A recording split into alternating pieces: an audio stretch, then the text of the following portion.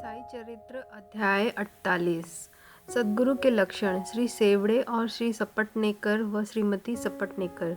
संतति दान। अध्याय प्रारंभ करने से पूर्व किसी ने हेमाड़पंत से प्रश्न किया कि साईं बाबा गुरु थे या सद्गुरु। इसके उत्तर में हेमाड़पंत सद्गुरु के लक्षणों का निम्न प्रकार वर्णन करते हैं। सद्गुरु के लक्षण: जो वेद और वेदांत तथा छहों शास्त्रों की शिक्षा प्रदान करके ब्रह्म विषयक मधुर व्याख्यान देने में पारंगत हो तथा अपने स्वेच्छासुवास क्रियाओं पर नियंत्रण कर सहज ही मुद्राएं लगाकर अपने शिष्यों को मंत्रोपदेश दे, निश्चित अवधि में यथोचित संख्या का जाप करने का आदेश दे और केवल अपने वाक् चातुर्य से ही उन्हें जीवन के अंतिम ध्येय का दर्शन कराता हो तथा जिसे स्वयं आत्म साक्षात्कार न हुआ हो वह सद्गुरु नहीं, वरन जो अपने आचरणों से लौकिक व पारलौकिक सुखों से विरक्ति की भावना का निर्माण कर हमें आत्मानुभूति का रसवादन करा दे तथा जो अपने शिष्यों का क्रियात्मक और प्रत्यक्ष ज्ञान आत्मानुभूति करा दे, उसे ही सद्गुरु कहते हैं। जो स्वयं ही आत्म साक्षात्कार से वंचित है, वे भला अपने अनुयायियों को किस प्रकार अनुभूति करा सकते हैं। सद्गुरु स्वप्न में भी अपने शिष्य से कोई लाभ या सेवा शुश्रूषा की लालसा नहीं करते, वरन स्वयं उनकी सेवा करने को ही उद्यत रहते हैं। उन्हें यह कभी भी भान नहीं होता है कि मैं कोई महान हूँ और मेरा शिष्य मुझसे तुच्छ है, अपितु उसे अपने ही सदृश या ब्रह्म स्वरूप समझा करते हैं। सद्गुरु की मुख्य विशेषता यही है कि उनसे हृदय में सदैव परम शांति विद्यमान रहती है। वे कभी अस्थिर या शांत नहीं होते और न उन्हें अपने ज्ञान का ही लेशमात्र गर्व होता है।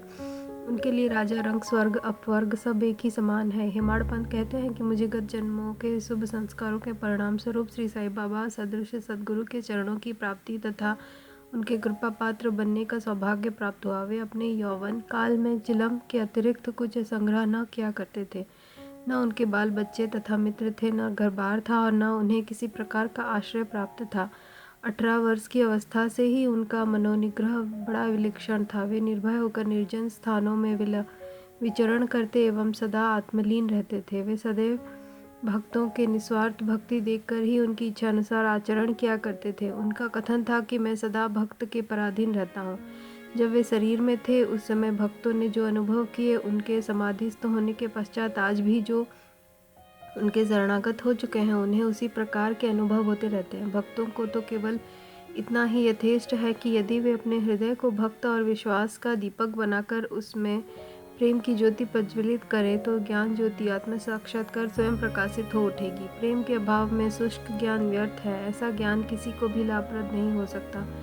प्रेम भाव में संतोष नहीं होता, इसलिए हमारा प्रेम असीम और अटूट होना चाहिए। प्रेम की कीर्ति का गुणगान कौन कर सकता है, जिसकी तुलना में समस्त वस्तुएं तुच्छ जान पड़ती हैं। प्रेम रहित पठन पाठन सब निष्फल है। प्रेमांकुर के उदय होते ही भक्ति, वैराग्य, शांति और कल्याण रूपी संपत्ति सहज ही प्राप्त हो जाती है। जब तक किसी वस्तु के लिए प्रेम उत्पन्न नहीं होता, तब तक उसे प्राप्त करने की भावना ही उत्पन्न नहीं होती। इसलिए जहाँ व्याकुलता और प्रेम है, वहाँ भगवान स्वयं प्रकट हो जाते हैं।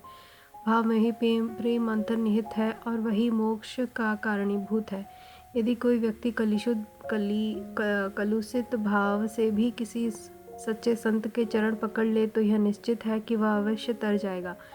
ऐसी ही कथा नीचे दर्शाई गई है। श्री सेवड़े अक्कलकोट सोलापुर जिला के श्री सपटनेकर वकालत का अध्ययन कर रहे थे। एक दिन उनकी अपने सहपाठी श्री सेवड़े से भेंट हुई। अन्य और भी विद्यार्थी वहां एकत्रित हुए और सब ने अपनी अपनी अध्ययन संबंधी योग्यता पर परस्पर परीक्षण किया। प्रश्नोत्तरों से विदित हो गया कि सबसे कम अध्ययन श्री सेवड़े का है और वे परीक्षा में बैठने के अयोग्य है। जब सब मित्रों ने मिलकर उनका उपहास किया, तब सेवड़े ने कहा कि यद्यपि मेरा अध्ययन अपूर्ण है तो भी मैं परीक्षा में अवश्य उत्तीर्ण हो जाऊंगा। मेरे साईं बाबा ही सबको सफलता देने वाले हैं।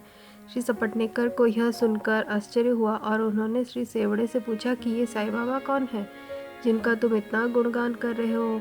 उन्होंने उत्तर दिया कि वे एक फ़कीर हैं जो शिरडी अहमदनगर की एक मस्जिद में निवास करते हैं। वे महान सत्पुरुष हैं।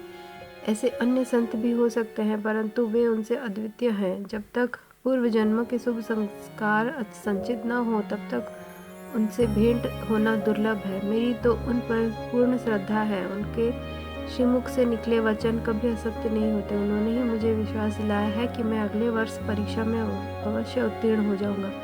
मेरा भी अटल विश्वास है कि मैं उनकी कृपा से परीक्षा में अवश्य ही सफलता पाऊंगा। श्री सपटनेकर को अपने मित्र के ऐसे विश्वास पर हंसी आ गई और साथ ही साथ श्री साईं बाबा का भी उन्होंने उपहास किया। भविष्य में जब सेवड़े दोनों परीक्षाओं में उत्तीर्ण हो गए तब सपटनेकर को यह जानकर बड़ा आश्चर्य हुआ। श्री सपटनेकर परीक्षा में उत्तीर्ण होने के पश्चात अक्कलकोट में रहने लगे और वहीं उन्होंने अपनी वकालत प्रारंभ कर दी। 10 वर्षों के पश्चात सन 1913 में उनके इकलौते पुत्र की गले की बीमारी से मृत्यु हो गई, जिससे उनका हृदय विचलित हो उठा। मानसिक शांति प्राप्त करने हेतु उन्होंने पंढरपुर, गणापुर और अन्य तीर्थ स्थानों की यात्रा की, परंतु उनकी शांति पूर्ववत ही बनी रही। उन्होंने वेदांत का भी श्रवण किया, परंतु वह भी व्यर्थ ही सिद्ध हुआ। अचानक उन्हें सेवड़े के वचनों तथा श्री साईं बाबा के प्रति उनके विश्वास की स्मृति हो आई और उन्होंने विचार किया कि मुझे भी शिरडी जाकर बाबा के दर्शन करने चाहिए। वे अपना छोटा भाई पंडित राव के साथ शिरडी आए। बाबा के दर्शन कर उन्हें बड़ी प्रसन्नता हुई। जब उन्होंने समीप जाकर नमस्कार करके शुद्ध भावना से श्रीफल भेंट किया तो बाबा तुरंत क्रोधित हो उठे और बोले कि यहाँ से निकल जाओ। सपटनेकर का सिर झुक गया और वे कुछ हटकर पीछे बैठ गए। वे यह जानना चाहते थे कि किस प्रकार उनके समक्ष उपस्थित होना चाहिए। किसी ने उन्हें बाला सिंपी का नाम सुझा दिया। सपटनेकर उनके पास गए और उनसे सहायता करने की प्रार्थना करने लगे। तब वे दोनों बाबा का एक विचित्र मोल लेकर मस्जिद को आए। बाला सिंपी ने अपने हाथ में चित्र लेकर बाबा के हाथ में दे दिया और पूछा कि यह किसका चित्र है। बाबा ने सपटनेकर की ओर संकेत कर कहा कि यह तो मेरा यार का है। यह कहकर वे हंसने लगे और साथ ही सब मंडली में भी हंसने लगी। बाबा सिंपी के इशारे पर जब सपटनेकर उन्हें प्रणाम करने लगे तो वे पुनः चिल्ला पड़े कि बाहर निकलो। सपटनेकर की समझ में नहीं आता था कि वे क्या करें। तब वे दोनों हाथ जोड़कर प्रार्थना करते हुए बाबा के सामने बैठ गए, परंतु बाबा ने उन्हें तुरंत ही बाहर निकलने की आज्ञा दी। वे दोनों बहुत ही निराश हुए। उनकी आज्ञा कौन टाल सकता था। आखिर सपटनेकर खिन्न हृदय शिरडी से वापस चले आए। उन्होंने मन ही मन प्रार्थना की कि हे साईं, मैं आपसे दया की भिक्षा मांगता हूँ। कम से कम इतना ही आश्वासन दे दीजिए कि मुझे भविष्य में कभी न कभी आपके श्री दर्शनों की अनुमति मिल जाएगी। श्रीमती सपटनेकर 1 वर्ष बीत गया, फिर भी उनके मन में शांति न आई। वे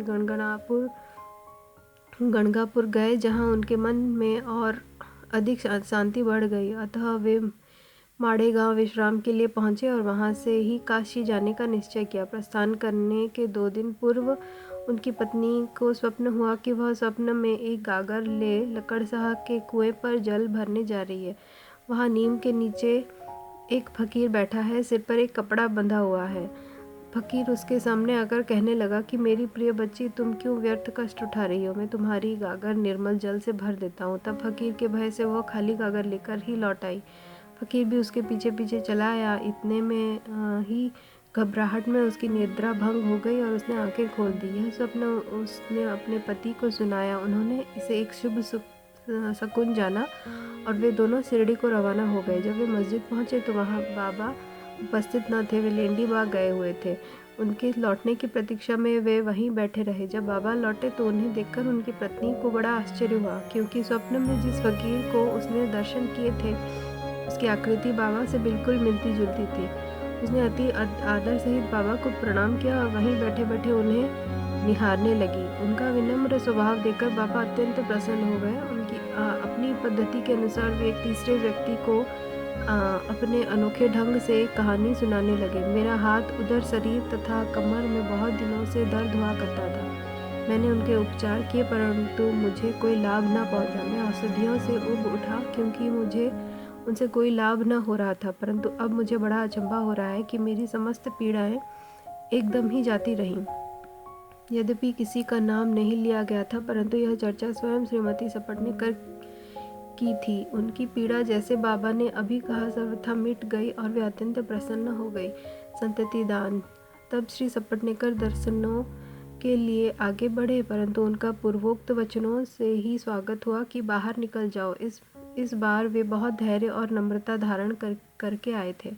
उन्होंने कहा कि पिछले कर्मों के कारण ही बाबा मुझसे अप्रसन्न है और उन्होंने अपना चरित्र सुधारने का निश्चय कर लिया और बाबा से एकांत में भेंट करके अपने पिछले कर्मों की क्षमा मांगने का निश्चय किया। उन्होंने वैसा ही किया भी, और अब जब उन्होंने अपना मस्तक उनके श्री चरणों पर रखा तो बाबा ने उन्हें आशीर्वाद दिया।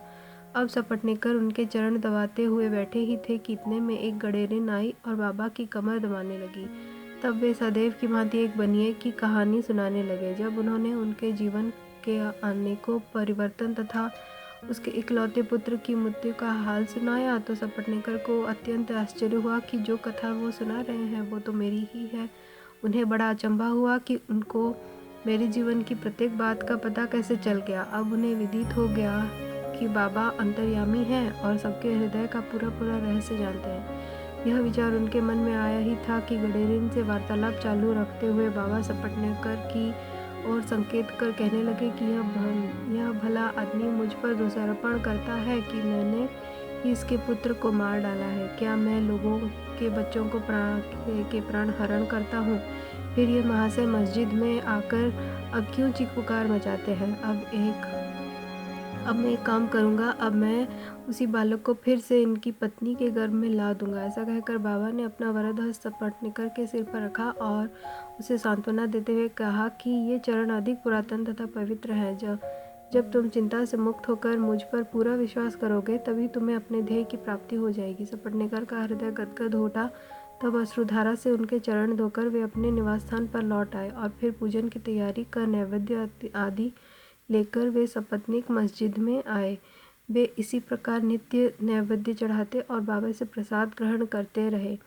मस्जिद में अपार भीड़ होते हुए भी वे वहां जाकर उन्हें बार बार नमस्कार करते थे। एक दूसरे से सिर टकराते देखकर बाबा ने उनसे कहा कि प्रेम तथा श्रद्धा द्वारा हुआ एक ही नमस्कार मुझे पर्याप्त है।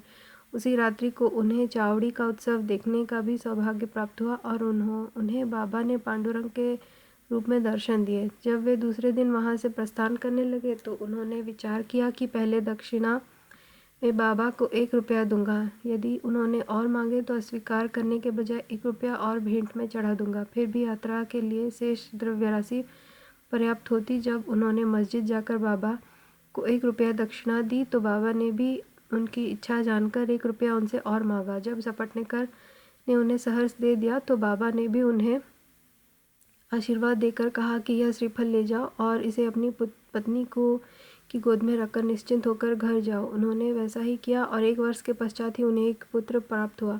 8 मास का शिशु लेकर वह दंपति फिर शिरडी को आए और बाबा के चरणों पर बालक को रख कर फिर इस प्रकार प्रार्थना करने लगे कि हे श्री साईनाथ, आपके ऋण हम किस प्रकार चुका सकेंगे। आपके श्री चरणों में हमारा बार बार प्रणाम है। हम दिनों पर आप सदैव कृपा करते रहिएगा क्योंकि हमारे मन में ही सोते जागते हर समय न जाने क्या क्या संकल्प विकल्प उठा करते हैं। आपके भजन में ही हमारा मन मग्न हो जाए ऐसा आशीर्वाद दीजिए।